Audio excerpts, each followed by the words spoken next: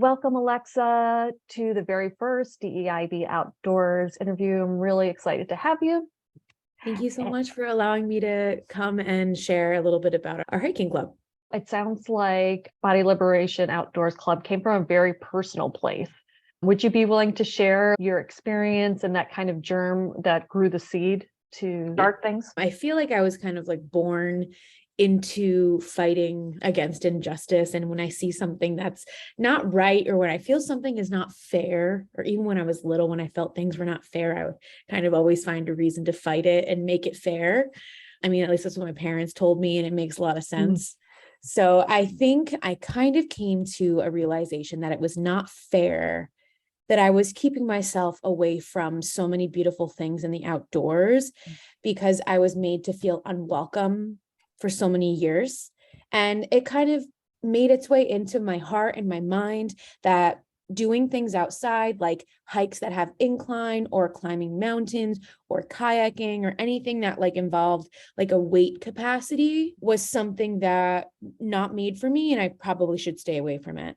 And then one day, kind of not just really one day, but it was kind of like, I started feeling like, wait, I think I deserve to do things that bring me joy. And the outdoors is, if anything in the world is made for everyone, it is the outdoors that's made for everyone.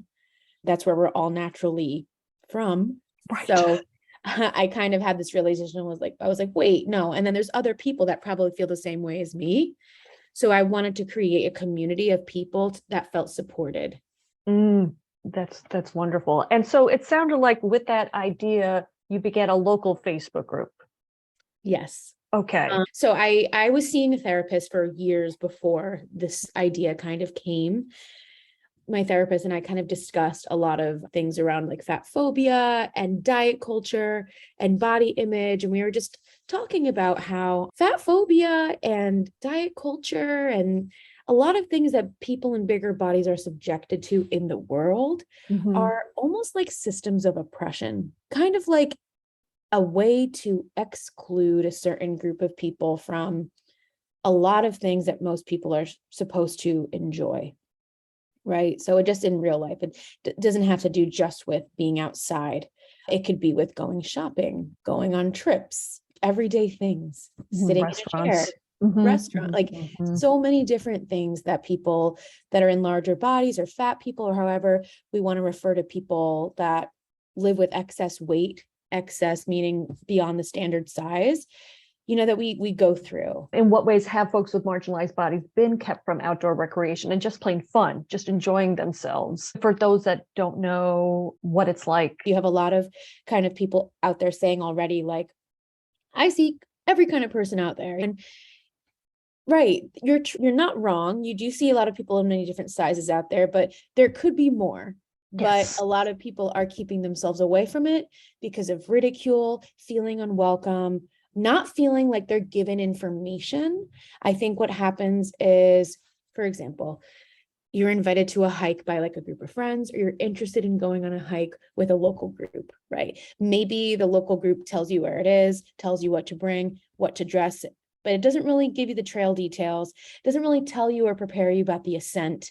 It doesn't tell you, hey, maybe if you're not in this category of endurance, it might not be the best for you. Or you're with a group of people that do not want to wait for you if you're at the back, which is, I have gone through every single one of those experiences that I've just listed out, and it doesn't feel good when you're the one that's trailing behind and you're feeling like you're holding everyone back. And that just takes away the joy, and it makes you almost want to isolate from any type of experience that way, because you feel so full of shame in a way. So these groups were to get rid of all those experiences that you have and create a positive environment for people in bigger bodies.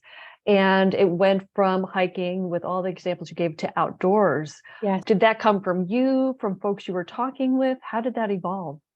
It kind of came from a personal perspective. I realized that it's not just hiking that I love so much about being in nature. It's being in water, being on the road, like biking.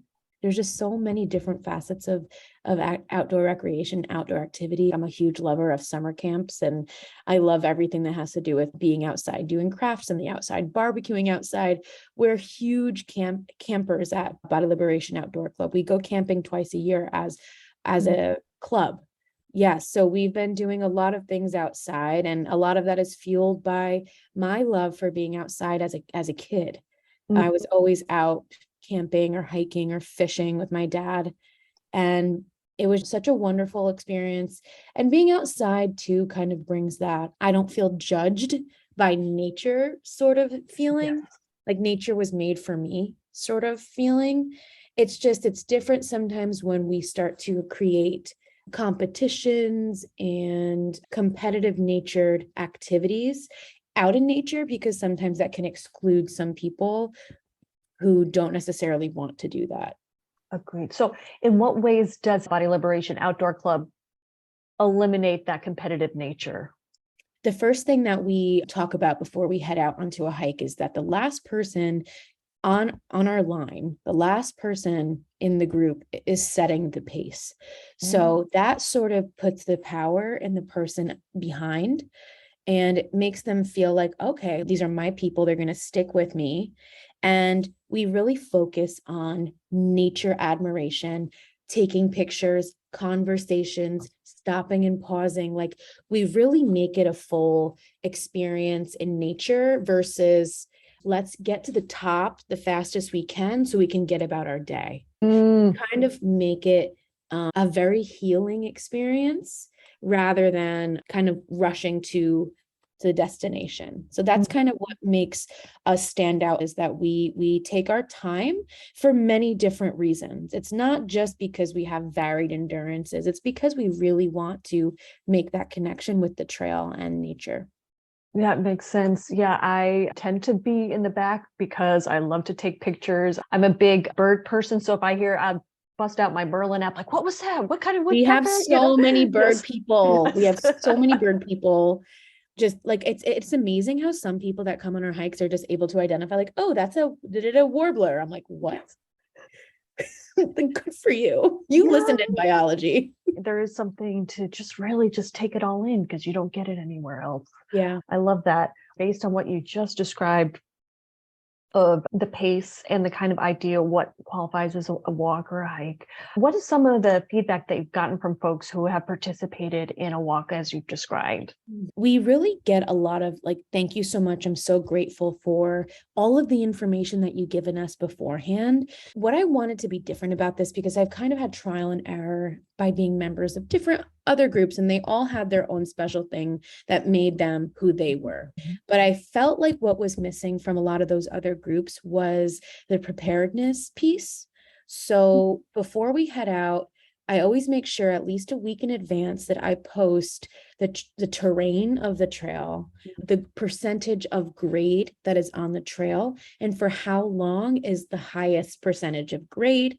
So people are mentally prepared. A lot of my anxiety when it came to, do I really want to go to that hike with my friend who invited me to that hike? I don't really know what it's going to look like. What if she's waiting for me, I eliminate a lot of those kind of like intrusive thoughts. And that's based on me, my personal experience. And I just assume that there are other people who have those thoughts too about not being prepared. So I make it my goal to prepare people with what to expect. So Yeah, people what a have been relief. really happy and grateful for that. I can imagine so. What have been some, besides hearing that wonderful feedback, what have been some rewards for you personally and rewards you've heard from people? Maybe they thought they could bond with like-minded people, but maybe there's something else that you really didn't imagine was going to happen. Do you have any examples? I'm just thinking back on, there was one hike that we went on, and there was someone who had never hiked before. And at the end of the hike, the person came up to me and was like, because of you, I'm now a hiker. Like I'm now able to go out and have some ideas and what to prepare myself for the future, how to look at a hike and decide if it's for me. Because of you, I can do that now. Wow. And I sometimes disassociate when I hear those things, because I just can't believe that it's like someone like me that has that effect on somebody. But yeah, it's very humbling, but it also is such a lesson because it shows me that there are a lot of people out there who maybe haven't been given the chance or the opportunity to be helped, you know? So I think it's something that's really unique and stands out to me from doing this. What Yeah. what a feeling. And to that end, I feel like every week when I see the main club's Instagram, there are new branches. I don't know if you call them branches, clubs. We call them chapters. Chapters. Let me adjust Yes. that. Chapters. So it sounds like you were learning that more and more people really did want this. At first, you were So wondering. many people. Yes. Like, I mean, beyond the comments that we're getting on like so we have a couple of boosted posts to get engagement from all over the country, and that kind of people that follow similar pages with the similar ideals of like anti-diet culture, joyful movement, things like that. So we're getting a lot of commentary on some of these posts, like engagement questions like, hey, are you in the San Francisco area? Hey, are you in the Ann Arbor area? Like all over the country. So there's a lot of people that I have to respond to and say, hey, we haven't had an application yet for your area, but just stay tuned because we might.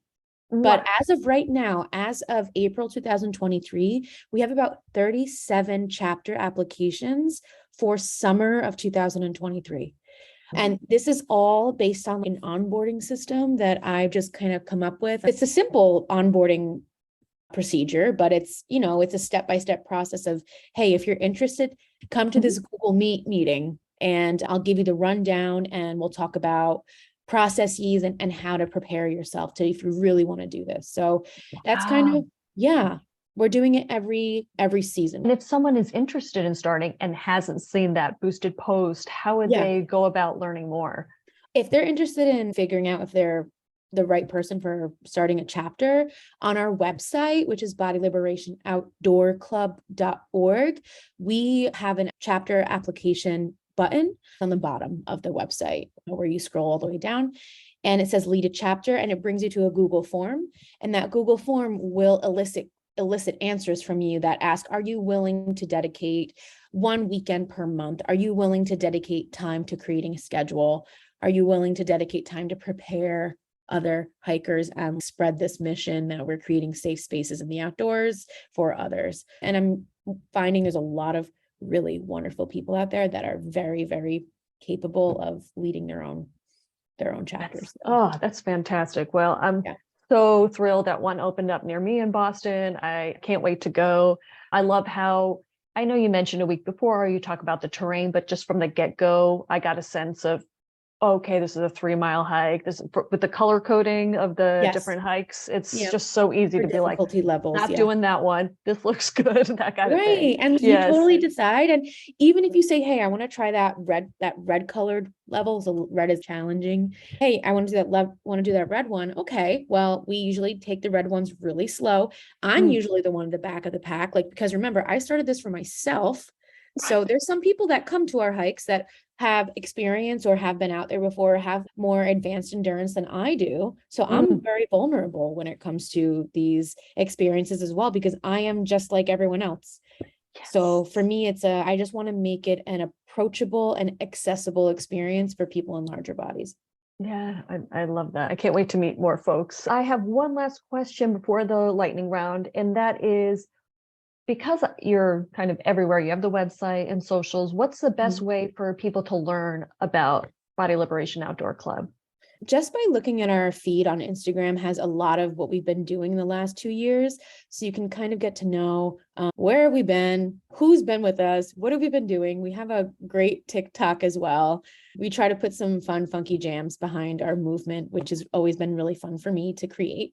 If you're looking to see if there is a chapter in your area, the best way to do that is to go to our website, bodyliberationoutdoorclub.org, and look for the chapter section, and all of them are listed, and it is growing. So if you don't see where you live, it could be there in the summer, who knows? And I can speak from personal experience. I think a couple months ago, I didn't see anything in Massachusetts, and then all of a sudden there's like we've got 3 clubs. Berkshires.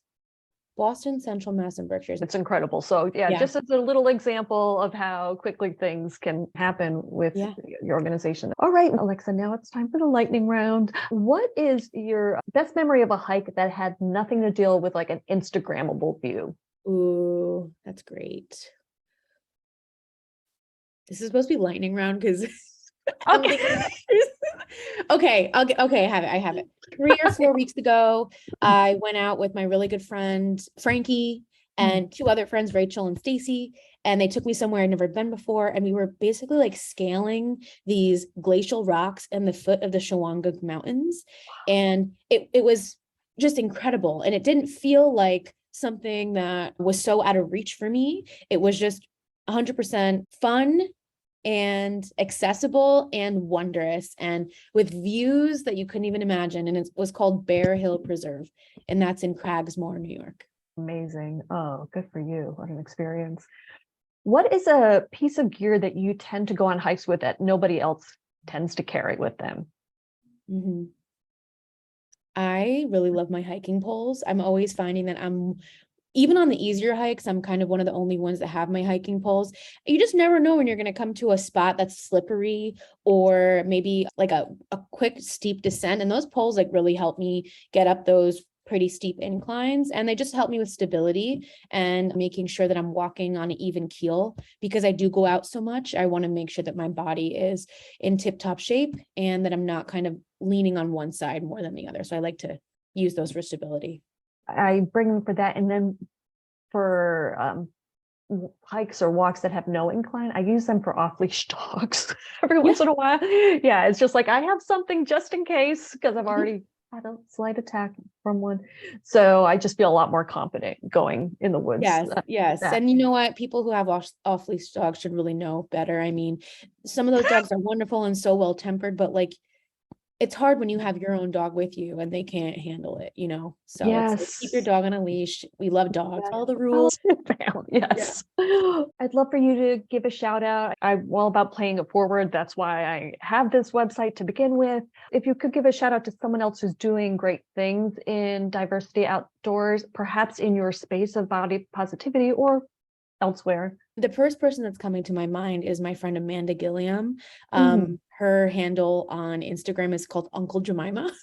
And I love her so much. She's a good friend of mine. Just somebody who is a trailblazer and making it okay that no matter where you are, if you're a person in a small body and you're a person in a larger body, getting out there in style is something that is possible. And also, we talk a lot about justice in the space of creating equipment. So Amanda and I are always like kind of scouring the internet for companies that are seeing people in larger bodies outside and creating gear just for them. So I know Amanda's like a very big advocate for backpacks that fit correctly and safely. And I know she really believes in the company Gregory Packs. Yes, I've heard about that. Yes. Okay. Yeah. Amanda's she's been out there for a really long time and she's just a wonderful person. And if that was to be anyone I want to shout out and give her a follow, it'd be Amanda. Okay, great. Yeah. Thank you for that shout out. Is there anything you think I should have asked you, but didn't? And you said you started out in Hudson Valley and you grew, and it's true. Hudson Valley has so much to offer for people looking to hike. You have people coming up from New York City just to do a couple of these trails in the Beacon, Cold Spring area. I feel like they're popular because people from the city come up, but we really do have extremely beautiful vistas and views and rock formations and history. So the Hudson Valley is a hiker's paradise. So that's kind of why I also felt like, okay, you know what? I think it's appropriate. I'm going to start this group here in the Hudson Valley. So I love it. Yeah, I think it's also a great place for folks in Albany. I mean, yes, they can go to the Adirondacks, sure, but I mean, it's just an hour and a half away. Yeah, I can see that as well. So New York State and even the Berkshires in Massachusetts and the East, really, it's like the Northeast is really special. I think when it comes to outdoor recreation, we have everything. Yes, the winters, we have some rough winters and people enjoy winter recreation. But I think in the summer and the fall, we have some of the most beautiful places in the world. So I'm so with you on that. Well, thank you again, Alexa. I appreciate it. Have a great rest of your day. thank you so much for taking time. Have a good one. You too. Bye. Bye-bye.